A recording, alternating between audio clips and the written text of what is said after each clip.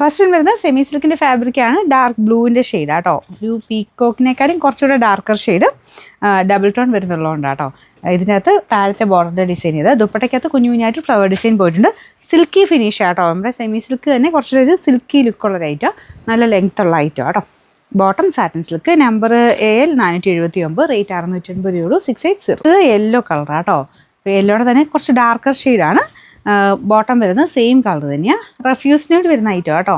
Number AL 478, rate 680. ഇത് red ആട്ടോ shade. അതിനകത്ത് ഈ ഒരു ത്രെഡ് കുറച്ചുകൂടി ഒരു ബ്രൈറ്റർ റെഡ് കോമ്പിനേഷനിലാണ് ചെയ്തേക്കുന്നത്. മെയിൻ ഷെയ്ഡ് കുറച്ചൊരു ഡാർക്കർ റെഡും ഈ ത്രെഡിന് കുറച്ചുകൂടി ഒരു ബ്രൈറ്റർ റെഡുമാണ് കൊടുത്തേക്കുന്നത്.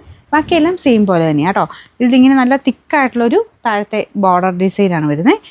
Number AL 476, rate 680. ഇത് ബ്ലാക്ക് മിക്സഡ് ഒരു ആഷ് കളർ കേട്ടോ. നല്ല ഡാർക്ക് ഷെയ്ഡാണ്. അതിലും സെയിം ത്രെഡ് വർക്ക് തന്നെയാണ് കൊടുത്തേക്കുന്നത്. റഫായിട്ട് ഉപയോഗിക്കാൻ പറ്റുന്ന ഐറ്റം കേട്ടോ. Number AL 477, rate 680.